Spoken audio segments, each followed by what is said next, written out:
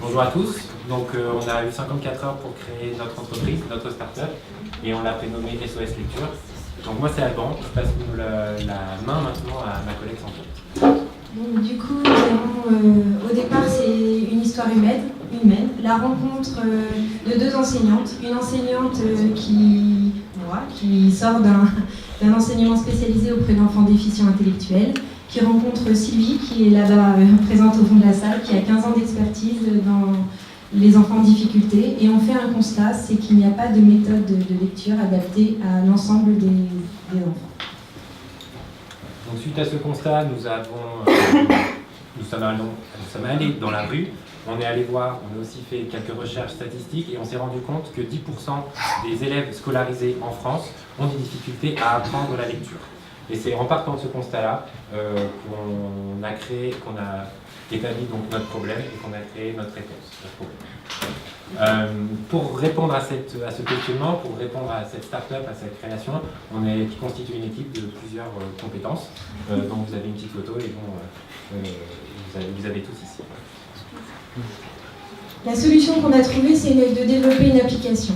Une application qui se base sur une méthode qui a été expérimentée version papier, qui est sortie des cartons, et à partir de laquelle on propose une approche basée à la fois sur le visuel et l'auditif, mais également basée sur la recherche et l'acquisition des neurosciences. Cette approche est inédite parce qu'elle est clé en main, parce que elle propose une interactivité aussi entre les enfants et les parents, puisqu'on propose aux enfants de s'inscrire sur l'application, donc ils le font avec l'accord des parents. Ensuite, il y a une phase test, à partir de laquelle les parents peuvent prendre conscience des difficultés de leurs enfants, ou en tout cas des sons qu'ils n'ont pas encore acquis. Notre objectif, c'est de dépasser la distinction méthode globale et méthode syllabique pour rappeler aux parents que pour apprendre à lire, il faut connaître la correspondance entre le son et la lettre. En les replaçant, après du coup l'application offre 3 sons gratuitement à l'enfant et à ses parents. 3 sons qui a été diagnostiqué comme étant nécessaire de travailler. Et après, on offre un abonnement mensuel pour avoir les 33 sons. Ce qu'on veut dire, ce qui est bien, c'est que la méthode travaille les 36 sons de la langue française. Donc c'est pour ça qu'on offre les 3 premiers et ensuite on bascule sur un abonnement mensuel pour travailler les 33 autres. On veut aussi proposer une sensibilisation au danger d'utilisation des écrans dans les familles. Pour cela, on bloque l'application, c'est-à-dire qu'au bout de 20 minutes par jour, on invite l'enfant à aller se coucher ou en tout cas à faire autre chose que de l'écran et de la tablette. Donc, on est bien conscient qu'il y a une concurrence assez féroce, puisqu'en fait, par exemple, Nathan, l'éditeur de livres, publie déjà une application, mais ça ne repose pas du tout sur la même méthode d'apprentissage de la lecture, et c'est pour ça que notre méthode est inédite et que notre concept est différent. Pour tout ça, pour cette start-up, il faut bien sûr un investissement initial, donc on a calculé à 100 000 €. On a également défini plusieurs sources potentielles de financement pour se lancer. Ensuite, on a déterminé qu'on serait rentable au bout de 2 ans, parce qu'en fait, on table sur un abonnement, je vous disais, par mois à 4,99 €. On part du principe que pour avoir la méthode complète, il faut 9 mois. Et donc, il faut que la première année, on ait 2000 abonnements mensuels par an. Et la deuxième année, il faut qu'on arrive à avoir 7300 par an qui achètent l'abonnement mensuel. À partir de là, la deuxième année, donc on a pris un prestataire pour la première année. On envisage de développer un petit peu plus les choses avec éventuellement un jeu plateau, une licence pro et également aller vers l'intelligence artificielle en proposant un système auto-apprenant. L'objectif principal, la promesse de cette application, c'est que les parents vont pouvoir aider leurs enfants dans l'apprentissage de la lecture, à la fois avec une méthode nouvelle, mais surtout complémentaire à la méthode enseignée dans l'éducation nationale. On ne remet pas tout en cause, mais c'est vraiment un complément à la maison. Donc pour ça, il faut qu'on arrive à capter les parents, parce que ça va être notre première cible. Également les partenaires, puisque les enseignants vont être des relais, mais ça va être dans un temps un petit peu plus lointain. Et donc pour ça, on a prévu une stratégie multicanale avec différents piano évidemment. Je vous remercie de nous avoir écoutés et puis j'espère qu'on vous a séduit.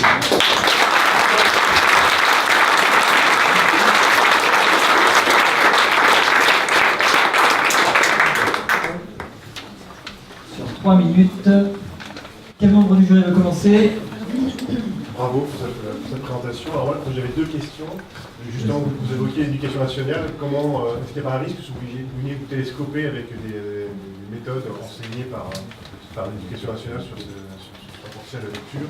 Et j'avais une qui était plus financière. Qu'est-ce qui vous a permis de définir le fait de pouvoir faire un abonnement mensuel à 4,99? Est-ce que c'est un comparatif par rapport à la concurrence ou c'était par rapport aux ambitions de business? Donc, pour répondre à la question par rapport à l'éducation nationale, pour l'instant, il n'y a pas de méthode qui repose sur la graphophonologie dans les classes, donc il n'y a pas de concurrence d'ordre pédagogique sur les principes. Ensuite, en ce qui concerne le budget, je vais donner la parole à ceux qui l'ont établi. Il emmute le micro, tu peux appuyer sur le petit bouton. On s'est basé donc sur la concurrence, mais en même temps sur combien l'application nous coûte, et avec nos différents frais de fonctionnement sur plusieurs années. Quel membre du jeu, tu peux lui passer le micro s'il te plaît? Bonjour, bravo pour la présentation. Moi je suis un peu frustré quand même quand vous parlez de méthode parce que vous n'en dites pas grand chose. Vous avez fait une référence très allusive aux neurosciences et puis opposé très rapidement une méthode qui serait globale et une autre qui ne le serait pas. Et bon, en fait, ça c'est un petit peu d'enfumage, j'aimerais en savoir un peu plus. La méthode repose sur des lectures, Stanislas Dehaene, par exemple, Emilia Ferrero, autre exemple, et ensuite le principe c'est la graphophonologie, si on peut utiliser. Concrètement, il y a 3 tâches. Une tâche de discrimination, donc auditive et visuelle. Donc la première tâche, on compare Marie, Marin, donc nous on entend le son I, par exemple. Après, sur une tâche de segmentation syllabique. Donc dans Marie, je cache le riz, il reste le rat. Ce sont des choses qui mettent en place en fait les processus d'apprentissage de la lecture. Et la dernière tâche est sur le découpage syllabique. On invite l'enfant à se repérer sur le mot et à le découper en syllabes avec l'aide de la tablette. Je ne sais pas si j'étais claire, du coup on fait ça pour les 36 phonèmes. D'autres questions? Il reste 40 secondes pour un choix. J'ai juste la cible qui est prévue, c'est des enfants qui ont des soucis de lecture ou carrément l'apprentissage pour tout le monde? Après, on peut compléter. Parce on va vouloir cibler dans un premier temps les parents qui ont envie d'aider leurs enfants en difficulté. Et ça ne s'adresse pas que à ces élèves-là, puisque ça va aussi s'adresser aux parents et aux enfants qui ont envie de compléter, parce que c'est un exercice, comme je disais, qui se complète à l'école. Donc c'est permet de réviser par exemple, même si on n'a pas de difficulté. Et il reste 3 secondes, 3, 2, 1. Merci beaucoup.